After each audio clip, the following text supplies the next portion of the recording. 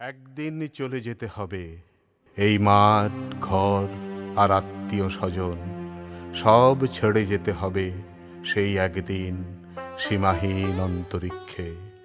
অপূর্ণ বাসনা সব কিছু কাল অলৌকিক চোখ মেলে দেখে নেবে পৃথিবীর কয়েক সকাল, অথবা রাত্রির কিছু স্তব্ধ রূপ কথা শুনবো হয়তো কারো। আমি অফিসে বেরোচ্ছি, ঠিক সময় খেয়ে নিস। হ্যাঁ,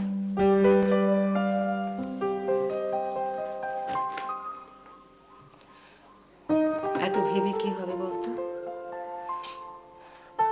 আমাদের সবাইকেই একটা সময় না একটা সময় চলে যেতে হবে, কেউ আগে আর কেউ পরে।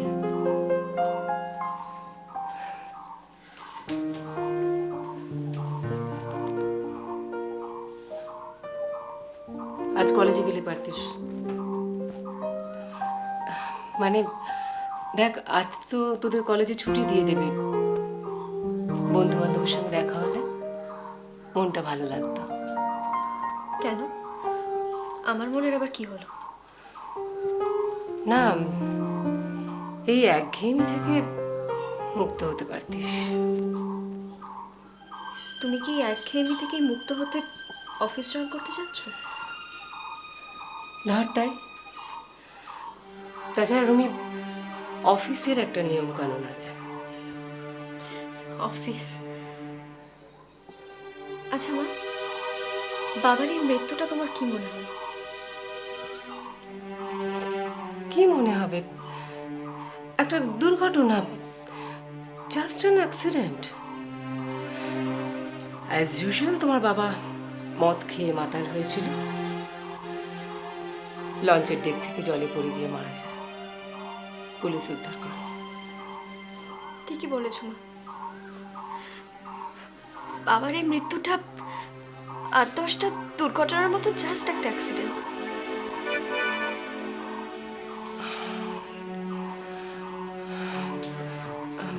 রুমি, আমি বেরোচ্ছি। হ্যাঁ, কে নিস ঠিক সময়।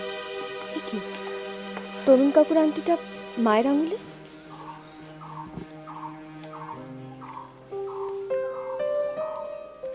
আমি বিশ্বাস করি না বাবা, তুমি এভাবে চলে যেতে পারো।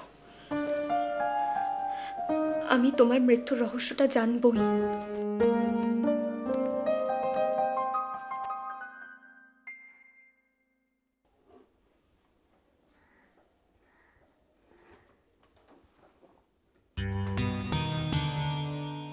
তরুণী বাড়িতে এত বেশি আসে কেন? আমাকে জিজ্ঞেস করছো কেন? ওকে জিজ্ঞেস করলি কেন? ও তোমার প্রিয় বন্ধু। আর মানছি মানছি আমার বন্ধু, কিন্তু আমি তো ওকে বেশ ভালোভাবেই চিনি। ও অনেক মেয়েকে সর্বনাশ করেছে। দেখো, চরিত্রের ডেফিনেশনটা না এক একজনের কাছে এক এক রকম। হ্যাঁ, এটাও মানছি। যেটা ভালো সেটা ম্যাক্সিমামের কাছেই ভালো, আর যেটা খারাপ তা খারাপ। কি জানি, আমার থেকে বেশ লাগে, খুবই ভালো লাগে। একজন পারফেক্ট ম্যাসকুলিন। তা লাগবে কেন? তা লাগবে কেন? সে তোমাকে অফিসে চাকরি করে দিয়েছে। Of course I should. দেখো, তুমি প্রায় অফিস ছুটি নিয়ে বাড়িতে থাকো, তরুণ এই বাড়িতে আসে, তারপর তোমরা দরজা বন্ধ করে গল্প গুজব করো, আড্ডা মারো। এটা রুমির চোখে ভালো নাও লাগতে পারে। আফটার অল সে এখন বড় হয়েছে। কি বলতে চাইছো বলো? তুমি কিন্তু অন্যদিকে চলে যাচ্ছ। দেখো, আমার বয়সটা যথেষ্ট আছে এখনো, শখ আহ্লাদ এখনো ফুরিয়ে যায়নি। আমি কি নিয়ে থাকবো? একটা romantic আছে। আদর্শবান কলেজের শিক্ষক, এই তো আদর্শের নমুনা। ছাত্রছাত্রীরা এসে দেখলে না, একটা মাতাল অভিনেতা। মঞ্চে তুমি শিশির ভাদুরী হতে হতে না বোতল ভাদুরী হয়ে গেছো। বাহ বাহ রেখা দেবী, বাহ। এতক্ষণ অনেক কথাই বললে, কিন্তু এটা তো জানতে চাইলে না যে আমি কেন মদ খাই। আমার জানার কোনো দরকার নেই। দেখো, তুমি তোমার জীবন নিয়ে থাকবে, আমাকে আমার মতো করে থাকতে দাও। স্বামীর অধিকার ফলিয়ে আমার ব্যক্তি স্বাধীনতা তুমি হস্তক্ষেপ করতে পারো না, ব্যাস। ব্যক্তি স্বাধীনতা আর স্বেচ্ছাচারিতা এক জিনিস নয় রেখা। থামো তুমি। শাউট। পাশের ঘরে মেয়েটা পড়ছে।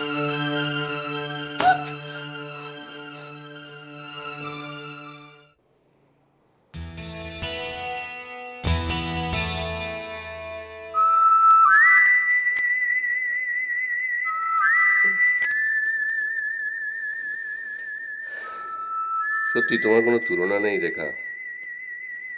তুমি বড্ড বাড়িয়ে বলছো দেবো।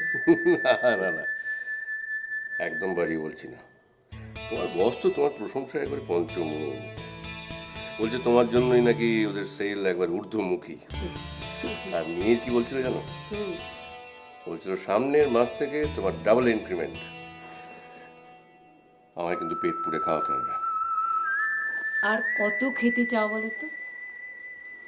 আমার এখন একটু খিদে খিদে পাচ্ছে। না না না না না, একদম এই একটু খিদে না পাচ্ছে। না না। চলো চলো চলো চলো। কি হচ্ছে?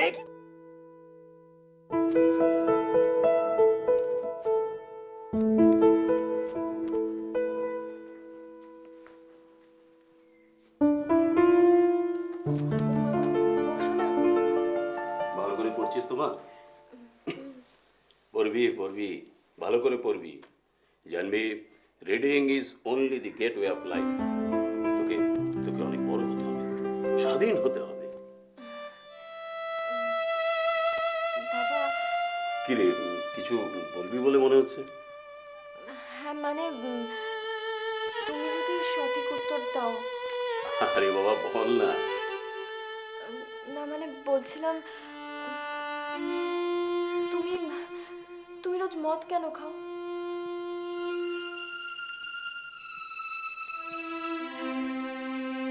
ওতে আমার আমার শরীরটা ভালো থাকে রে মা। আমি বিশ্বাস করি না। ধরে নে না, ধরে নে না, আমার মতন জীবন যুদ্ধে হেরে যাওয়া মানুষের এটা একটা স্বীকারোক্তি। মা রোজ তোমার সাথে এভাবে কেন ব্যবহার করে?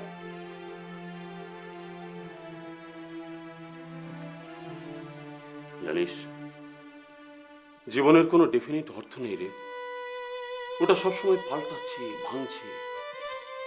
জীবনের অর্থ সুখে একরকম, দুঃখে একরকম, দিনে একরকম, রাত্রি একরকম, খালি পেটে একরকম, আর ভরা পেটে ঠিক তার উল্টোটাই। What a funny.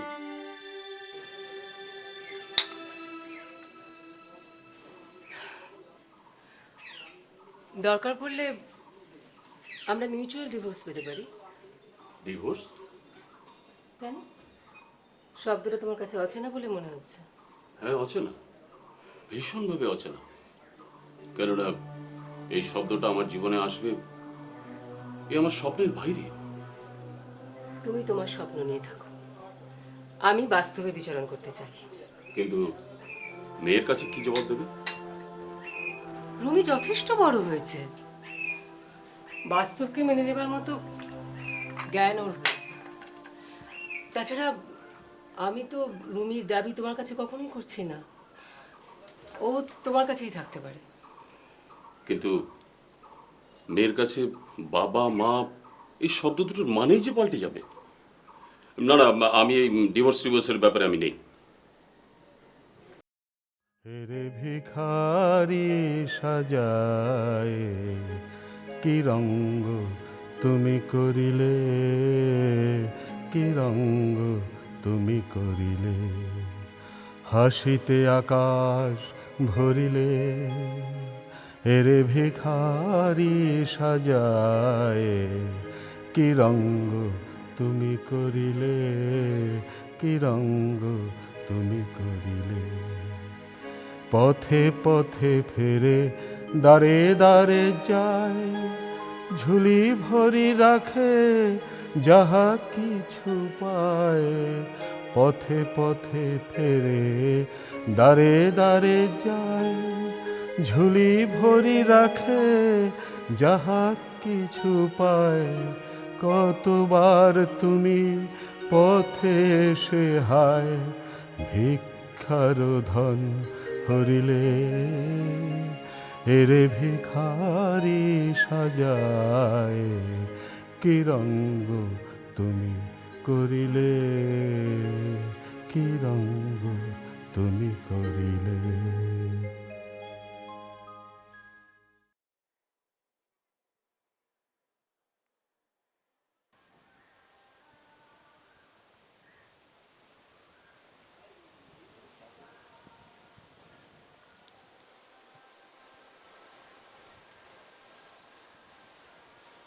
অজিতেশ দা, কি ব্যাপার? আমি যে এখানে আছি তুমি জানলে কি করে? তুমি নিশ্চয়ই জানো যে আমি পুলিশে চাকরি করি। ভালো চাকরি, বেশ বড় চাকরি। আর তাছাড়া তুমি অত্যন্ত বুদ্ধিমানও বটে। তোমার দিদি তোমাকে এখানে পাঠিয়েছে? না, আমি এসেছি রুমির জন্য। রুমি? হ্যাঁ। কেমন আছো? ভালো আছে তো? একমাত্র সন্তানকে কিছু না বলে তার বাবা যখন বেপাত্তা হয়ে যায়, তখন সেই সন্তান কি করে ভালো থাকে অজিতেশ দা? আমি জানি মেয়েটা আমাকে বড্ড ভালোবাসে। আর তুমি কিছু না বলে চলে এসে তার সেই ভালোবাসাকে আঘাত করেছো। আমি আমি অত্যন্ত দুঃখিত বাবুল। আমি আমি অন্যায় করে ফেলেছি জানো বাবুল। ঘর আমার আর ভালো লাগছে না। আর তাছাড়া ঘর মানে তো শুধু চারটে দেয়াল আর মাথার উপর নিরেট ছাদ নয়, ঘর মানে আরো অনেক কিছু। বুঝতে পারছি তুমি দিদির কথা বলছো। হ্যাঁ, আমি জানি না দিদির সাথে তোমার কিভাবে আলাপ হয়েছিল। আমি যখন দার্জিলিংয়ে পড়াশোনা করছি, আমি কিছুই জানি না অজিতেশ দা। তোমার দিদিকে আমার ভীষণ ভালো লেগেছিল। স্মার্ট, বিদুষী। আমার জীবনে তখন স্বর্ণযুগ। থিয়েটার জগতে নাম করে ফেলেছি, ভালো অভিনয় করি, তারপরে কলেজেও পড়াচ্ছি। কত বড় বাড়ির ছেলে তুমি, একমাত্র সন্তান। আমার 1 মাসের মধ্যে আমার বাবা মা দুজনেই মারা গেলেন। তখন আমি একা, ভীষণ একা।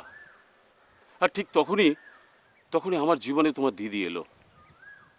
একটা একটা আশ্রয় আশ্রয় পেলাম। তারপরে তারপর রুমির জন্ম হলো। বেশ ভালো ছিলাম আমরা। হ্যাঁ, তখন তোমরা খুব আনন্দে ছিলে। হ্যাঁ হ্যাঁ, আনন্দ। জানো বাবুল, হ্যাঁ। প্রত্যেকেরই জীবদ্দশায় একবার না একবার শয়তানের সাথে দেখা হবেই। শয়তান? বন্ধুরূপী শয়তান। কি বলছো অজিতেশ দা? হ্যাঁ বাবুল, কে সে? থাক না ও কথা। আর তাছাড়া সব প্রশ্নের উত্তর দিতে নেই বাবুল। তুমি তুমি আমার অত্যন্ত আপনজন। তোমাকে আমি মিথ্যা কথা বলতে পারবো না। ঠিক আছে, না বলতে চাও বলো না। তবে আমি কিছু বুঝি না এটা কিন্তু ভেবো না। আমি আমি তো তোমাকে আগেই বলেছি, তুমি অত্যন্ত বুদ্ধিমান। অজিতেশ দা, বাড়ি ফিরে চলো, অন্তত রুমির জন্য। হ্যাঁ, রবির জন্যই বোধ হয় আমাকে বাড়ি যেতে হবে। জানো বাবুল, মেয়েটা মেয়েটা বড্ড ভালো। ও ও ও সব কিছু বুঝতে পারে। স্বাভাবিক, শাস্ত্রেই তো বলেছে নরানাং মাতুলক্রমা। ভাগ্যিস ভাগ্যিস আমার মেয়েটা ভালো, তাই তুমি এই ক্রেডিটটা নিতে পারলে। আচ্ছা অজিতেশ দা, তোমার এখানে থাকতে কোনো অসুবিধা হয়নি? কই, না তো, বেশ ভালো আছি। মনসুরের এই মাটির বাড়িটাতে যেন স্বর্গ উপছে পড়ছে। আচ্ছা। আমার ওই চার দেয়ালের বৈভবের থেকে কত আলাদা, কত আপন। মনসুর? মনসুরকে? ও ও আমি যে কলেজে পড়াতাম সেই কলেজেই ও চাকরি করতো। আমার সঙ্গে নাটকও করতো। এখন অবশ্য ওই কি সিনেমার প্রোডাকশন ম্যানেজার হয়েছে। জানো বাবুল, রুমি যখন ছোট ছিল আমি ওকে নিয়ে কত এখানে এসেছি, আমি থেকেছি। আবার কি ভাবছো অজিতেশ দা? রোদ্দুরে চোখ রেখে যত দূর দেখা যায় বিচ্ছিন্ন দ্বীপের মতো চেনা চেনা মুখ। অজিতেশ দা, হ্যাঁ, তুমি তো কত মহৎ, কত উদার। ভুলে যাও না এই সমস্ত মলিনতা। আমি জানি দিদি তোমার জীবনটাকে তছনছ করে দিয়েছে।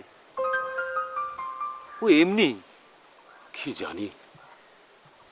আমি সব জানলেও কিছু করতে পারছি না, কারণ সম্পর্কে আমি ছোট। আমি তো তোমাকে কিছু করতে বলছি না। আমি জানি তুমি মুখ ফুটে কিছু বলবে না, কিন্তু তোমার মন চাইছে স্বাভাবিক জীবনে ফিরে আসতে। অজিতেশ দা, রুমির জন্য তোমার স্বাভাবিক হওয়া উচিত। আচ্ছা, তুমি তো ভালো অভিনেতা। হ্যাঁ, রুমির জন্য আমাকে সরল হতে হবে, প্রভাতের রোদ্দুরের মতো। আচ্ছা বাবুল, তুমি রুমিকে কতটা ভালোবাসো? এই কথা তুমি জিজ্ঞেস করছো? আশ্চর্য। আরে রুমি আমার একমাত্র ভাগ্নে, আর তাছাড়া ওকে যে দেখবে সেই ভালোবাসতে বাধ্য। তুমি আমায় বাঁচালে। অজিতেশ দা, আচ্ছা বাবুল, ধরো ধরো আমার যদি কিছু হয়ে যায়, তাহলে তাহলে তুমি রুমিকে দেখবে তো, মানে নিজের সন্তানের মতো? অজিতেশ দা,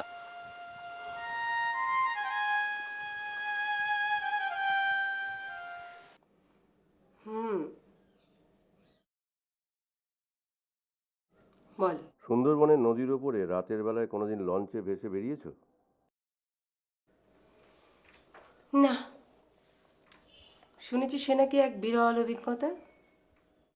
নিশ্চয়ই। শোনো, আমি পার্সোনালি এরকম একটা ট্যুরের ব্যবস্থা করেছি। How funny! আমি থাকছি তো? আরে আরে আরে আরে, আমি থাকছি তো মানে? তুমি তো থাকবেই। তো অজিতেশকেও নিও। না না না না, ওকে কেন নেবে? ওকে নিও না, নিরস মাতাল একটা। তাছাড়া ও তো জলকে ভীষণ ভয় পায়। ওহো, শোনোই না, তুমি ওকে বলবে আমি ম্যানিলায় ট্রান্সফার হয়ে যাচ্ছি, সেই সুবাদে এই সি অফ পার্টি।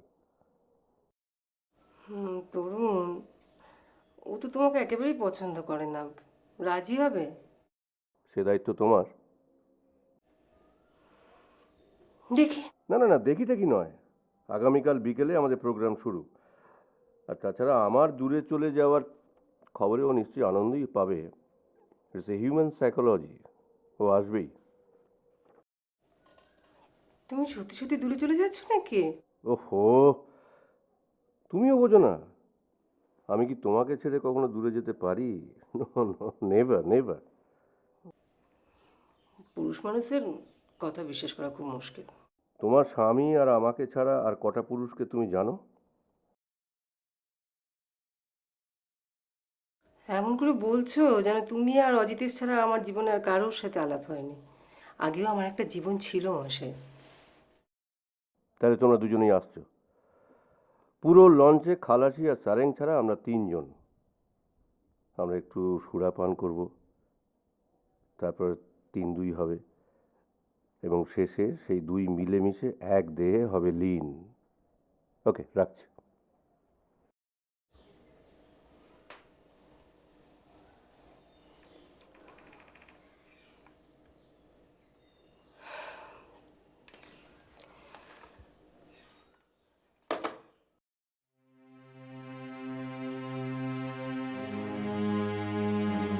তুমি কলেজে বেরোবে না? না, আমার দেরিতে ক্লাস আছে। তোমাকে এত করে বলছি, দেখো তরুণদা বারবার করে বলেছে আমাকে, বাইরে চলে যাচ্ছে, তোমাকে আমাকে নিয়ে একটা পার্টি দিতে চাইছে। কেন তুমি যাবে না? দেখো, তোমাদের এই মডার্ন কালচারের বাড়াবাড়িটা আমার ঠিক সহ্য হয় না। আই জাস্ট ডিসলাইক ইট। যেতে হয় তুমি যাও। আমি তরুণদাকে কথা দিয়েছি, আমার কি ইচ্ছে করে না স্ত্রী হিসেবে স্বামীকে সঙ্গে নিয়ে যেতে? তাছাড়া অফিসে জানাজানি হয়ে গেলে খুব বাজে হবে ব্যাপারটা। তরুণ কোথায় বদলি হচ্ছে? ম্যানিলে 4 বছরের জন্য। ঠিক আছে, আমি যাব।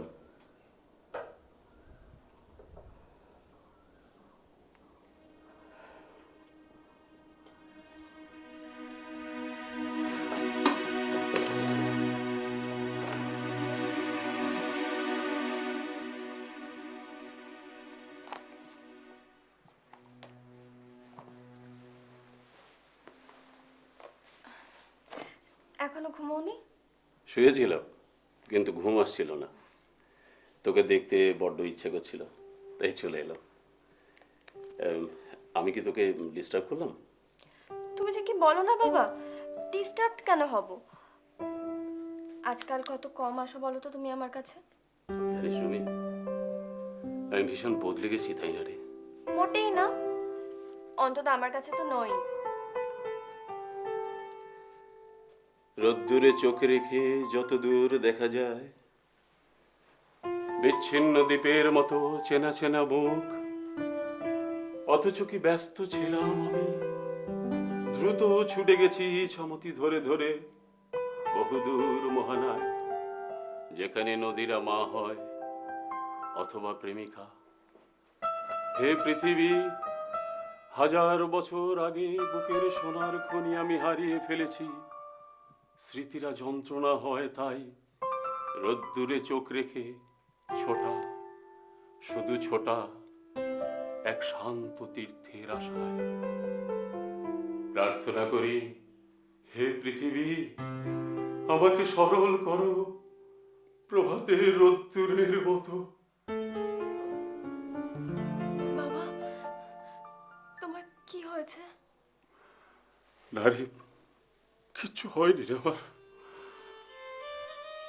জানিস জানিস রুমি, তুই যদি সেই আগের মতো 7-8 বছরের ছোট্ট মেয়েটি থাকতিস, তাহলে তোকে নিয়ে আমি পালিয়ে যেতাম দূরে, অনেক দূরে, কোনো একটি ছোট্ট পাহাড়ি গায়ে। সেখানে সামনে তীর তীর করে বয়ে যেত নদী।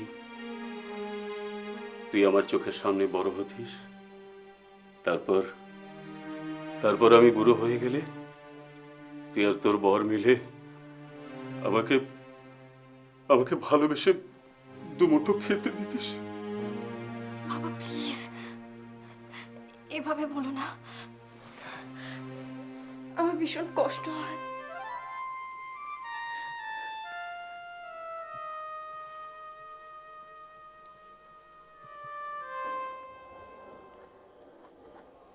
আমার কিছু ভালো লাগছে না জানো, মনে হচ্ছে কিছু একটা ঘটতে চলেছে। তুই শুধু শুধু মিছি মিছি এসব কথা ভাবছিস। দেখ, সংসারে সব কথায় কান দিতে নেই, বুঝলি?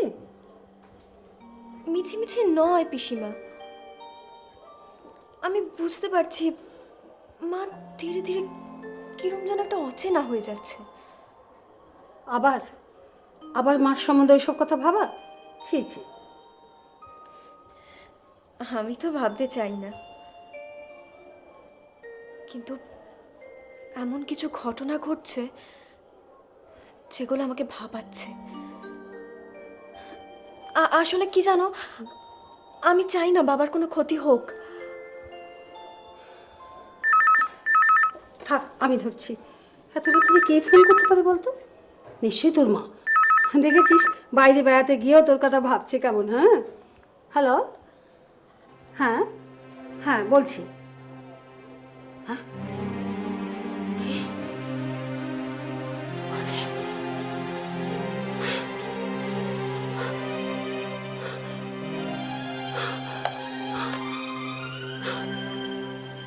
পিসিমা কি হয়েছে? কার ফোন? তোর তোর মার। মা কি বললো? পিসিমা পিসিমা কি হয়েছে? মা কি বললো বলো? তোর তোর বাবা জলে পড়ে গেছে, তাকে খুঁজে পাওয়া যাচ্ছে না, কোথাও খুঁজে পাওয়া যাচ্ছে না।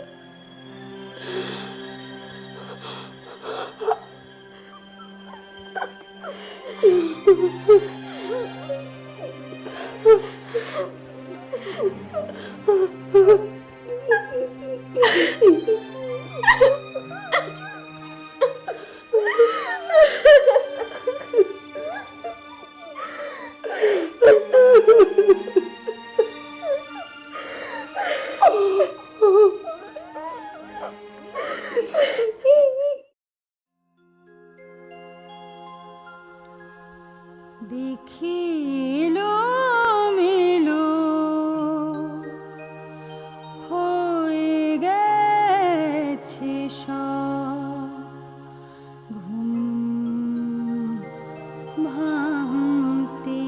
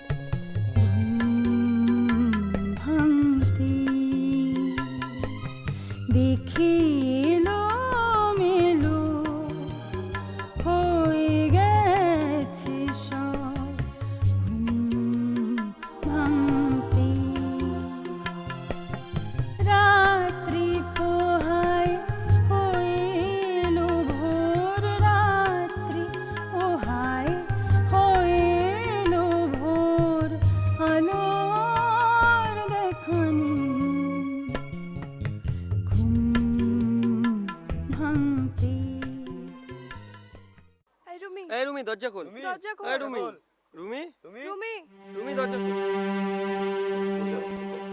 সত্যি আমরা সবাই এত হাসাহাসি করছি। আচ্ছা রুমি, তোর কি হলো বলতো? এত মন খারাপের কি আছে? আচ্ছা রুমি, যেটা হয়ে যাওয়া সেটা তো হয়ে গেছে, এখন কি করবি বল?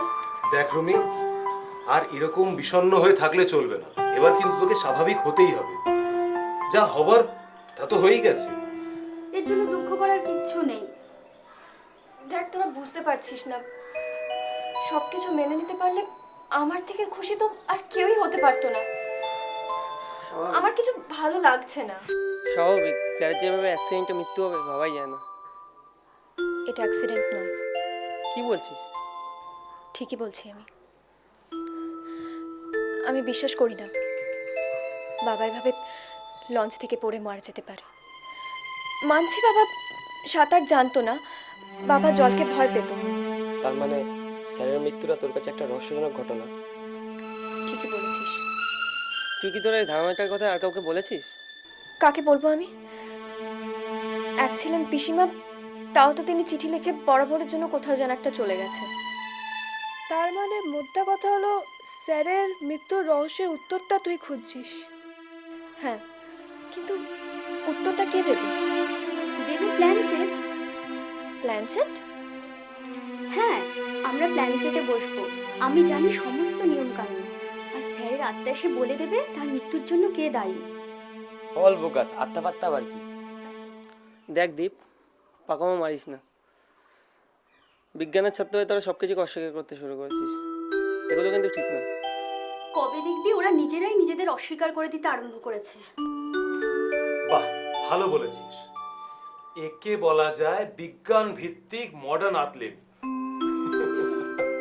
আচ্ছা তিতির, তুই জানিস কিভাবে প্ল্যানচেট করতে হয়? হ্যাঁ, আমি জানি বলেই তো বলছি।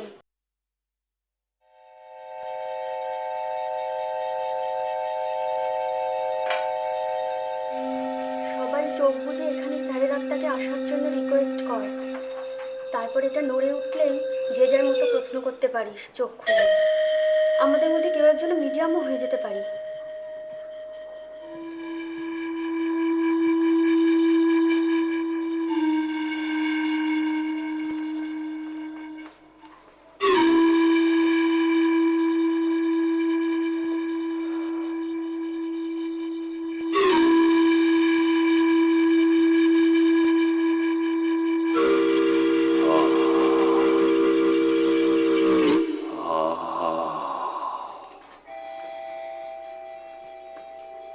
বলো, কেন আমাকে ডেকেছো? তাড়াতাড়ি বলো, কেন আমাকে ডেকেছো?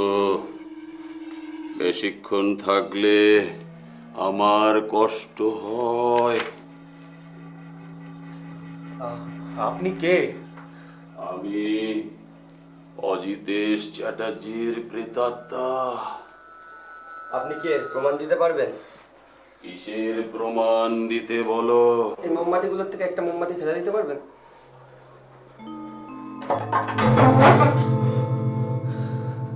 আচ্ছা বলুন তো, আমরা এখানে কে কে আছি? তোমরা 6 জন বন্ধু আছো। তুমি, তীর্থ, দীপ, প্রতীক, রুম্পা, তিথি এবং রুমি।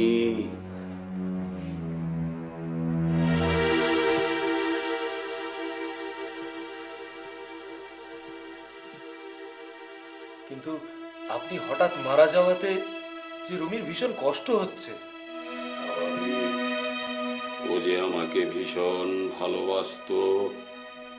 আপনার ওর জন্য কোনো কষ্ট হয় না? আমি যে স্তরে আছি সেখানে তোমাদের এই পার্থিব অনুভূতিগুলো নেই। শুধু আছে কর্মফলের এক সমুদ্র যন্ত্রণা। আমাকে এর বাইরে যেতে হবে, যন্ত্রণাহীন আরো উচ্চ স্তরে। ওখানেও কষ্ট বাবা? তুমি তো এখানেও অনেক কষ্ট সহ্য করেছো। ওটাই তো ছিল আমার ভবিতব্য, কজ অ্যান্ড এফেক্ট। তোমাদের এই পার্থিব জগৎ অতি সংকীর্ণ, সুখ সবার কাছে ধরা দেয় না। আমি আর থাকতে পারছি না, আমার কষ্ট হচ্ছে। চলে যাবে বাবা? হ্যাঁ, আমাকে যেতেই হবে। কিন্তু আমার যে তোমার থেকে অনেক কিছু জানার ছিল। সব কিছু জানতে নেই, আমার কষ্ট হচ্ছে। একটা কথা, এরকম প্রেত চক্রের খেলা আর খেলো না। কিন্তু কেন? কোন দুষ্ট প্রেতাত্মা মিডিয়ামের ভেতরে ঢুকে গেলেই সর্বনাশ। সাবধান, সাবধান। এমনি দুঃখী দুঃখী ভাব করে আর কতদিন থাকবি বল? আমার কিছু ভাল লাগছে না রে। তোরা বুঝতে পারছিস না আমি আমি এমন একটা বাজে অবস্থার মধ্যে রয়েছি না। আমার সব বিশ্বাস, আদর্শ সবকিছু কেমন যেন শেষ হয়ে যাচ্ছে। হয়ে গেলেই হলো। দেখ রুমি, তুই শুধু আমার বন্ধুই না, আরো অনেক কিছু, অনেক বড় কিছু। তোকে আমি শ্রদ্ধা করি, ভালোবাসি, তোকে দেখেই তো আমি প্রেরণা পাই। তুই যে আমাকে সর্বনেশে ড্রাগের হাত থেকে বাঁচিয়েছিস, তার জন্য আমরা কৃতজ্ঞ। আমরা? আমি আর আমার মা। তোর মা তোকে খুব ভালোবাসে, তাই না রে? ভালোবাসবে না কেন? মায়েরা যে সন্তানকে ভালোবাসবে, এটাই তো চিরন্তন সত্য। চিরন্তন সত্য? চিরন্তন সত্য বলে কিচ্ছু নেই। স্বার্থ, সবটাই স্বার্থ। স্বার্থ স্বার্থ স্বার্থ ছাড়া মানুষ কিচ্ছু ভাবতে পারে না। তাই? Yes my dear lady. আচ্ছা তরুণ, তুমি আমার মধ্যে কি এমন পেলে যার জন্য? কি পেলাম? দেখো, নারী তো আমার জীবনে নতুন কিছু নয়। তুমি সুন্দরী। তোমার যে জিনিসটা সব থেকে বেশি আমাকে আকর্ষণ করে সেটা কি জানো? তোমার উদ্দামতা। আর নারীর এই উদ্দামতা যে কোনো পুরুষেরই পছন্দের জিনিস। আমি জানি না অজিতেশ তোমাকে কতটা সুখী করতে পেরেছিল। ওর কথা ছাড়ো তো, ওর মধ্যে কোনোদিনই পৌরুষতা ছিল না। এই, মৃত মানুষ সম্পর্কে এরকম মন্তব্য করতে নেই। ও, তুমি তো এখন আবার সফল বিধবা। সফল বিধবা মানে? সফল বিধবা মানে তুমি হচ্ছ এখন এই বাড়ির মালকিন।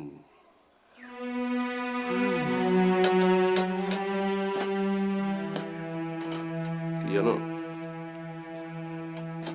আজকাল এই রাত্রের দিকে আমার কিরকম ভয় ভয় করে।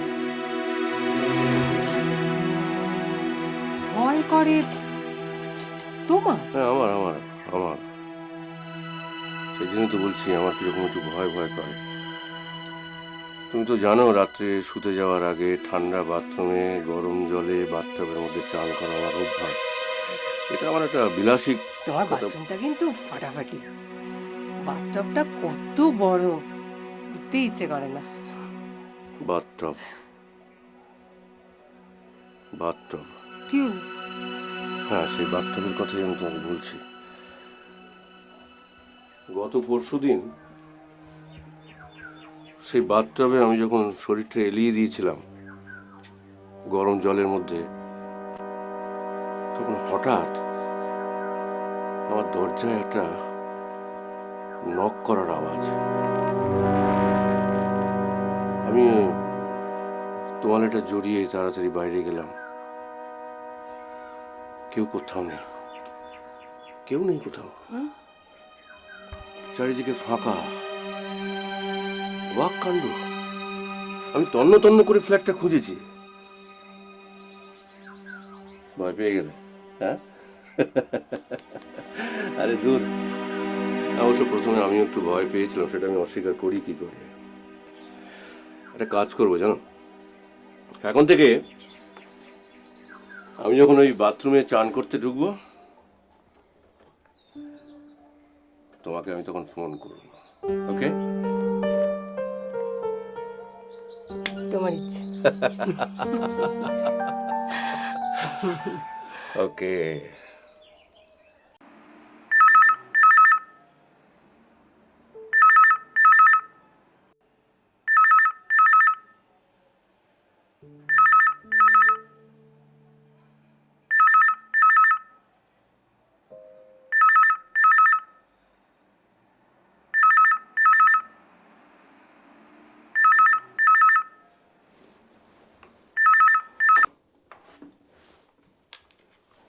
হ্যালো। কি ব্যাপার, ঘুমোচ্ছিলে? চোখটা একটু লেগে গেছিল। তুমি কি বাথরুম থেকে কথা বলছো নাকি? হ্যাঁ, একদম জন্মদিনের পোশাকে। অশুভ। রাতে গরম জলে গা ডুবিয়ে চান করতে যে কি মজা, একদিন তোমায় দেখাবো। সত্যি?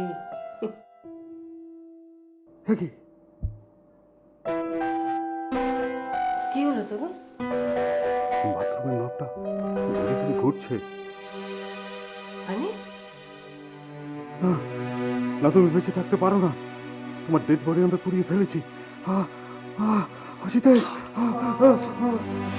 তরুণ, তরুণ, হ্যালো।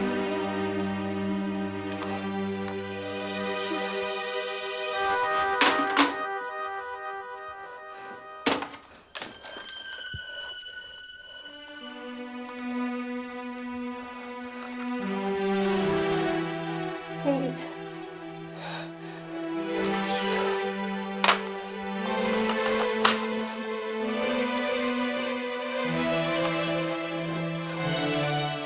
বাবুকে একটু ফোন করি।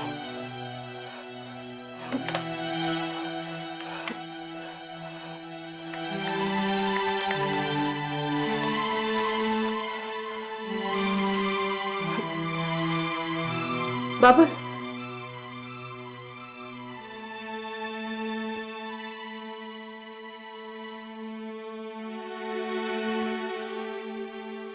ফোন পেয়ে বলে বিশ্বাস করবি না, নেয়ার ভেরিফাই করার জন্য কয়েকজন পুলিশকে নিয়ে আমি সেখানে গিয়েছিলাম নিজেই যাচাই করতে। গিয়ে দেখলাম মূল দরজা ভেতর থেকে বন্ধ। অনেক ডাকাডাকি করে কোনো সাড়া না পেয়ে শেষে মাস্টার কি দিয়ে চাবি খুলে ভেতরে ঢুকি। বাথরুমের দরজা ভেঙে কি দেখলি? মৃত্যু আমি পুলিশের জীবনে অনেক দেখেছি, কিন্তু এরকম বীভৎস মৃত্যু।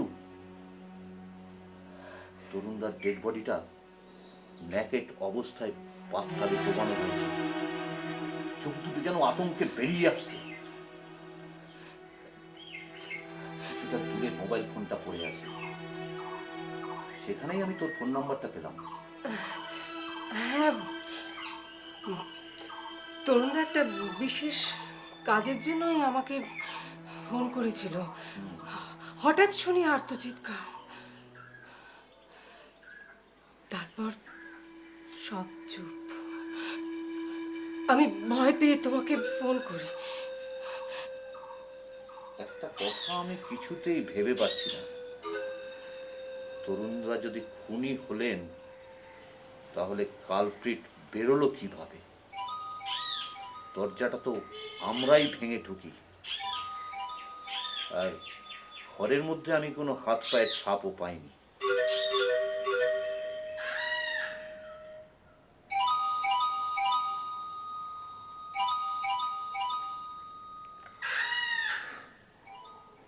এই রুম্পা, একটা কথা জিজ্ঞাসা করবো, সঠিক উত্তর দিবি তো?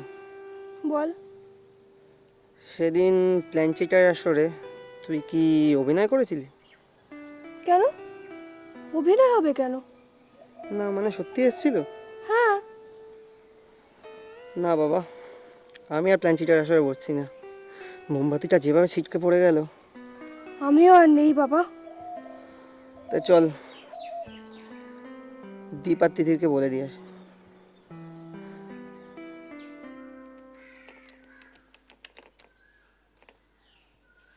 হ্যাঁ মাসিমা, একটু তিথিকে ডেকে দেবেন? হ্যাঁ তিথি, বলছি কি করছিলি? আজকে রাতে আমি ভাবছি আমরা আবার প্ল্যান সেট করব।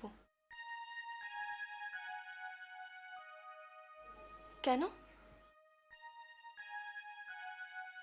ভয় করে? ঠিক আছে, আমি একাই করব। বাবার কাছে জানতে চাইব ওর মৃত্যু রহস্যটা কি। অজাবরটা আমার কাছেই আছে।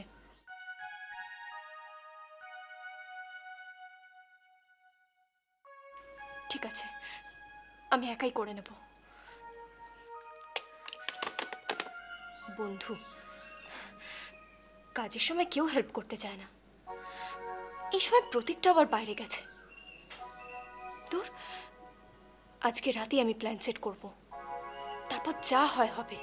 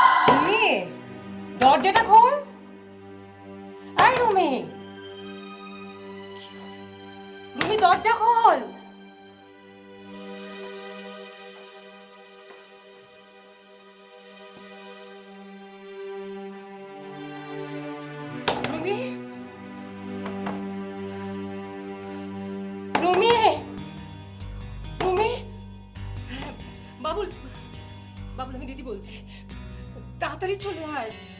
রুমি কি করছে বুঝতে পারছি না, দরজা বন্ধ করে।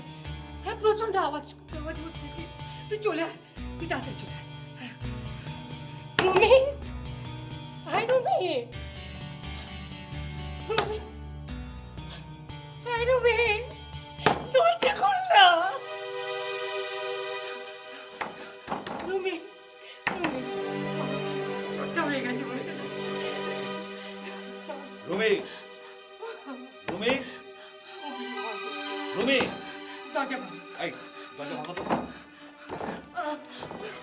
রুমি, আচ্ছা আচ্ছা, ঠিক আছে, যাও যাও যাও যাও যাও। কি করবি? হ্যাঁ? এই চাবি দিয়ে হবে? হ্যাঁ হ্যাঁ হ্যাঁ।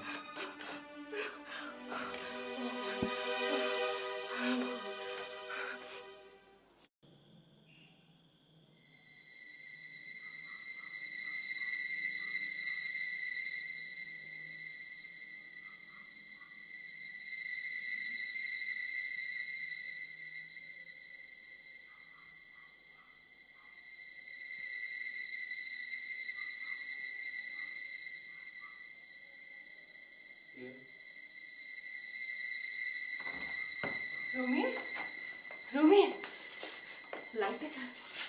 রুমি, হ্যাঁ রুমি, কি হয়েছে? রুমির কি হয়েছে? হ্যাঁ বাবু, ডাক্তার দেখো। কি ঘরের ঘরের এরকম অবস্থা কেন? রুমি, হ্যাঁ রুমি, রুমি, রুমি।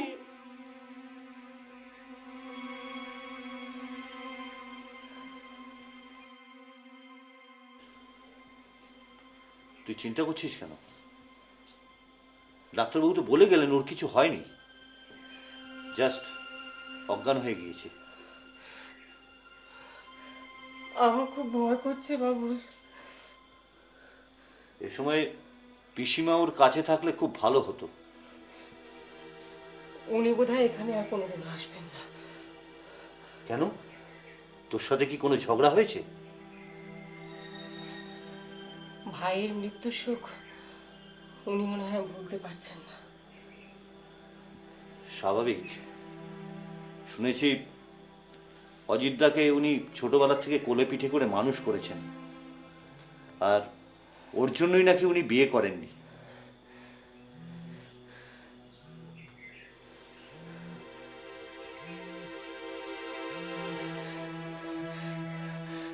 রুমি, বাবুল,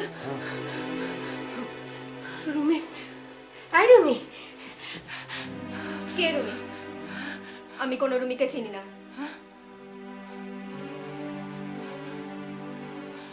তুমি বেঁচে থাকতে পারো না অজিতেশ। আমি তোমাকে জলে ধাক্কা দিয়ে মেরে ফেলেছি। কি কি বলছিস কি রুমি? বলছি না আমি কোনো রুমি নই। আমি কোনো রুমি নেই।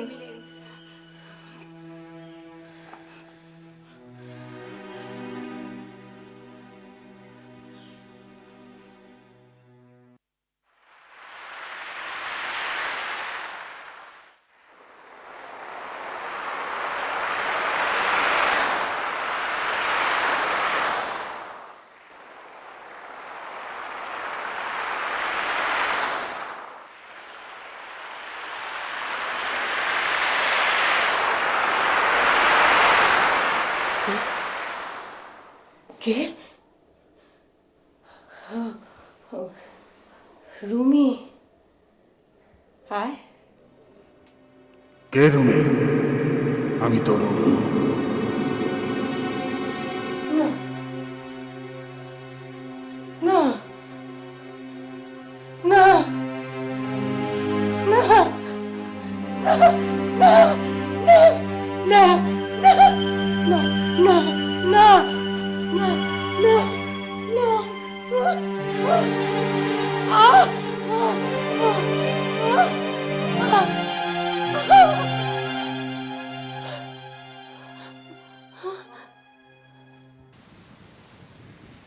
কাজটা বোধহয় ঠিক হলো না রে। আমারও তাই মনে হয়, জানিস তো, কথাটা শুনে নিজেকে ভীষণ অপরাধী অপরাধী বলে মনে হচ্ছে। কোন কাজটা কি বলছিস? ওই যে আমরা সেদিন প্যান্সিটার আসলে ভয় পেয়েছিলাম। আমি আর তীর্থ গিয়ে তিথিকে বারণ করেছিলাম।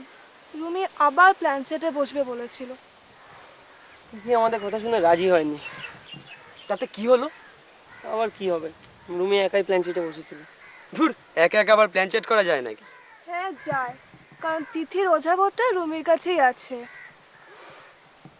তিথিটাই হচ্ছে নাটের গুরু, সবসময় পরলোক সম্বন্ধে বই, ভূতের বই এসব পড়বে সারাদিন। নাটের গুলো বলছিস কেন? সবার মতো যে ও নাটক নোবেল পড়বে এটা ভাবলি কি করে? মানছি তিথিটা আমাদের চেয়ে একটু আলাদা, ও শুধু রুমির কৌতূহলটা ভাঙাতে সাহায্য করেছিল। কিন্তু যে ও এভাবে বিপদে পড়বে সেটা তো তিথি জানতো না। জানতো না আবার কে বললো? প্ল্যান চেটের সময় ওর বাবার আত্মা এসে সাবধান করে দিয়ে গেছিলেন। তাহলে সেদিন আমাকে জিজ্ঞেস করলি কেন যে আমি ওটা অভিনয় করেছিলাম কিনা? আসলে আমি খুব পাজল হয়ে গেছিলাম, আসলে এই বিষয়ে আগে কোনো অভিজ্ঞতা নেই তো। চল রুমিকে গিয়ে একটু দেখে আসি। গিয়েছিলাম জানিস, রুমির মা ঢুকতে দিলেন না। আসলে উনি বুঝতেই পেরে গেছেন যে এই ব্যাপারটার সাথে আমরাই জড়িত। কি বলতো, রুমিটা না খুব দুঃখী। সেটা ওর মুখ দেখলেই বোঝা যায়। আসলে আমার মনে হয় স্যারের সঙ্গে আন্টির একটা ঠান্ডা লড়াই আছে। এটা তো আজকালকার স্বামী স্ত্রীদের মধ্যে একটা কমন ফ্যাক্টর। ভাই আমি কিন্তু জীবনে বিয়ে করব না। সাধু হবি? ধ্যাত, তুই কিন্তু এই কথাটা সাক্ষী হয়ে রইলি, আর যদি কোনোদিনও দেখেছি তখন দেখা যাবে। আসলে কি জানিস তো, ও একটা চালু চিড়িয়া। আসলে আমার কি মনে হয় বলতো, ও তিথিকে ভালোবাসে কিন্তু বলতে পারে না, পাশে পাত্তা না দেয়। হ্যাঁ,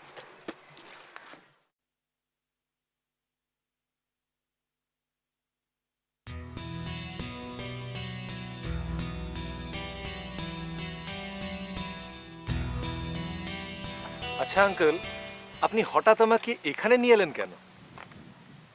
কেন, এই গ্রাম্য প্রকৃতি তোমার ভাল লাগছে না? Far from the madding crowd. ভালো লাগবে না কেন? তবে আপনার হঠাৎ করে চলো বেরিয়ে আসি বলে আমাকে হঠাৎ করে এখানে নিয়ে আসা, আমার মনে হয় এর মধ্যে আপনার কোনো একটা উদ্দেশ্য আছে। তা তো নিশ্চয়ই আছে ইয়ং ম্যান। আরে বাবা, তুমি তো আমার পণ্য, আমার আপনজন। আপনজন? ইয়েস মাই গুড ফ্রেন্ড, আমার আরেক আপনজনের পরম বন্ধু। আরেক আপনজন? ইয়েস, আমার ভাগ্নি রুমি। আশা করি এই নামটা শোনার পরে আর তুমি বিস্ময় প্রকাশ করবে না। আরে না না, লজ্জা পাওয়ার কি আছে, লজ্জা পাওয়ার কি আছে? আমি জানি তোমরা একে অপরকে ভালোবাসো, অ্যান্ড দ্যাট ভালোবাসা ফুলের মতো পবিত্র। কোনো ভ্যালেন্টাইন ডের দুর্গন্ধ সেখানে নেই। তাহলে কি আপনি এই জন্যই, মানে এই কথা বলার জন্যই আমাকে এখানে নিয়ে এসেছেন? যদি বলি না? তাহলে আসল কথাটা কি বলুন না। আমি যা বলবো সত্যিই বলবো, কারণ আমি মিথ্যে কথা বলি না। আমি জানি তুমি মিথ্যে কথা বলো না। তাহলে আসল কথাটা কি? আচ্ছা প্রতীক, অজিতেশ দা মানে তোমার মাস্টার মশাই অর্থাৎ রুমির বাবা, তোমার কি কখনো মনে হয়নি যে অজিতেশ দার মৃত্যুটা স্বাভাবিক নয়?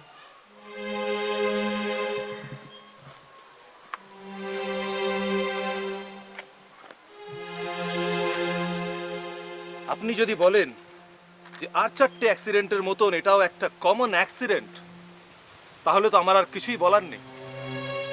তার মানে আমি আর রুমি স্যারের এই মৃত্যুটার মধ্যে একটা ষড়যন্ত্রের গন্ধ পেয়েছি। কারণ স্যারের এই মৃত্যুর আগে তরুণ আঙ্কেল ওর মাকে একটা ফোন করেছিল, আর সেই ফোনেই ওদের এই ট্যুরের ব্যাপারে আলাপ আলোচনা হয়। তা রুমি জানলো কি করে? রুমি ওর মায়ের টেলিফোন ট্যাপ করেছিল। I see. তার মানে রুমি ওর মাকে সন্দেহ করত।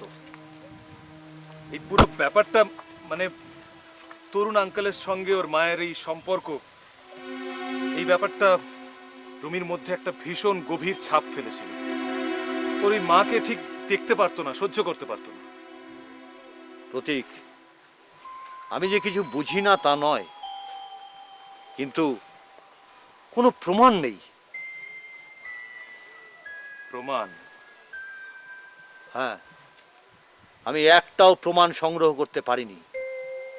আমি দিদিকে অনেকবার জিজ্ঞেস করেছি, এমনকি সেদিন লঞ্চের খালাসি সারেং সবাইকে আমি জিজ্ঞেস করেছি, কিন্তু কেউ কিচ্ছু বলতে পারেনি। শুধু বলেছে সেই ঘটনার রাতে 3 জন খোলা ডেকে বসে মদ খেয়েছিলেন, ব্যাস। আঙ্কেল, আমার মনে হয় স্যারের এই মৃত্যুর সঙ্গে আন্টির সরাসরি কোনো যোগ নেই। তোমার এই মনে হওয়ার কারণ? কারণ ধরে নিই যে সেদিন সন্ধেবেলায় লঞ্চের ডেকে বসে 3 জন ড্রিঙ্ক করছিলেন। তরুণ আঙ্কেল আন্টির সামনে থেকে স্যারকে ডেকে নিয়ে যান, ঠিক। আর তারপর আস্তে করে একটা ধাক্কা, and then there is none. প্রমাণ নেই, কোনো প্রত্যক্ষ প্রমাণ নেই, সব পরোক্ষ প্রমাণ। আর এতে কোনো লাভ নেই। দেখো প্রতীক, রুমিকে যে করে হোক বাঁচাতেই হবে। তরুণের অশুভ আত্মার হাত থেকে রুমিকে মুক্তি দিতেই হবে। আর দিদির হাত থেকে খোলাতে হবে ওই আংটিটা।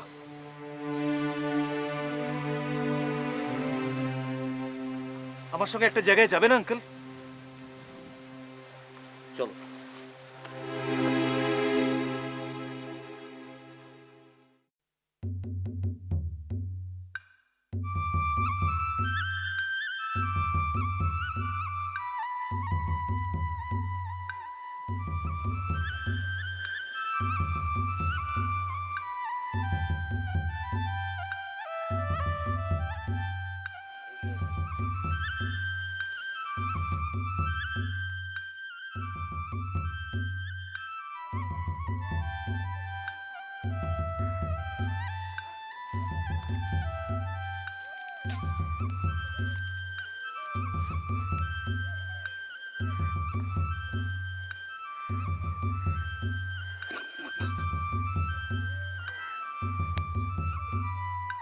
আয় আয় আয় আয় আয় আয় আয় আয় আয়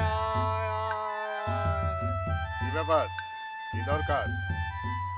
না মানে আপনার সঙ্গে একটু দরকার ছিল কাকু। দরকার? আমার কাছে তো কারোর কোনো দরকার থাকতে পারে না। আমি তো সভ্য জগতের কেউ নই। খুব বিপদে না পড়লে আপনাকে বিরক্ত করতাম না। বিপদ? ইনি কে? ইনি আমার বান্ধবীর মামা, এসিপি বাবুল শেখ। এসিপি? অবিজ্ঞান ভিত্তিক ব্যাপার স্যাপারের জন্য আমাকে অ্যারেস্ট করতে এসেছে নাকি? আরে না না ডক্টর নচিকেতা, অনেকের মতো আমিও আপনার লেখা পড়েছি। কি বললেন? ডক্টর নচিকেতা? আরে না মশাই, এসব বিলিতি ডিগ্রির কোনো দাম নেই আমার কাছে। আর এখন একজন ফকির, ফকিরিজম সুফিজম নিয়ে রিসার্চ করছি। আমার বান্ধবীর উপরে প্রেতাত্মা ভর করেছে। কি করে বুঝলে? প্রেত অন্য কোনো রোগ নয়? না ডক্টর নচিকেতা, আমরা সম্ভাব্য সমস্ত রকম চিকিৎসা করিয়েছি। ডাক্তার দেখিয়েছি? হ্যাঁ ডক্টর নচিকেতা, সম্ভাব্য সমস্ত রকম চেষ্টা করা হয়েছে, কিন্তু কিছু লাভ হয়নি। দিন দিন ওর চেহারাটা বদলে যাচ্ছে। ও কিরকম যেন একটু নিষ্ঠুর হয়ে গেছে।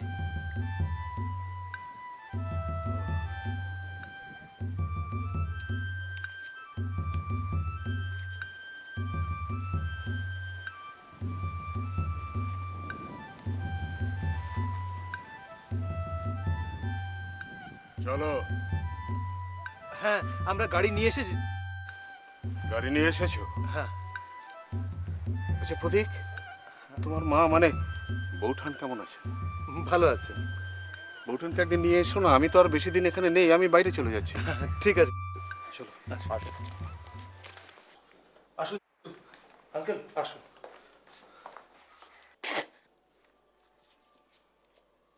কি আপনি?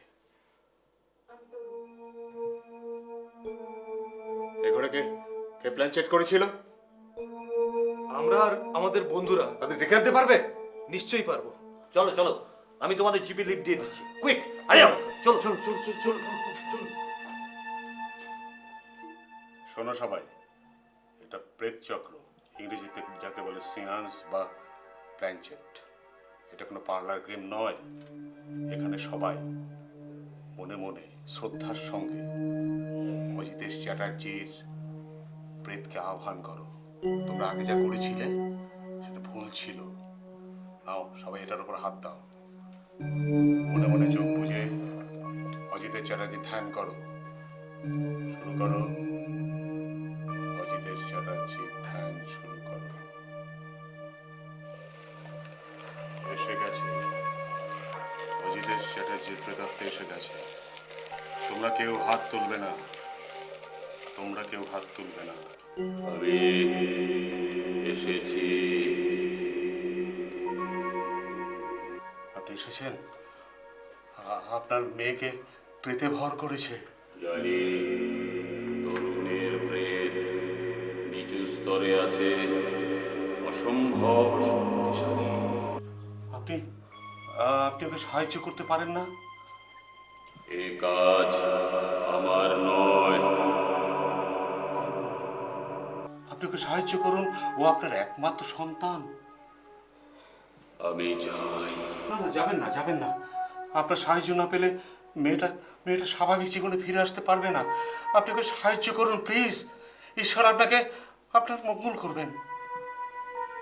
ঠিক আছে, আমি চেষ্টা করছি।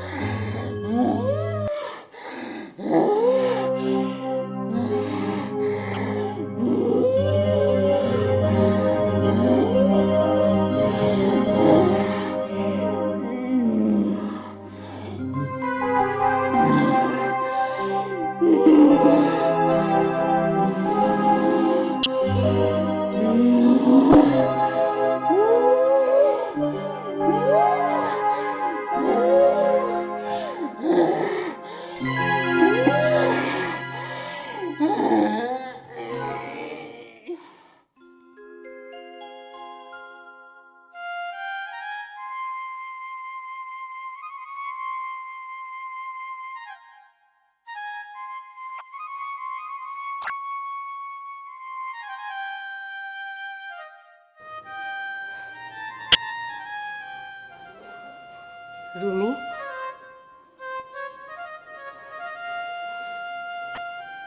রুমি মা,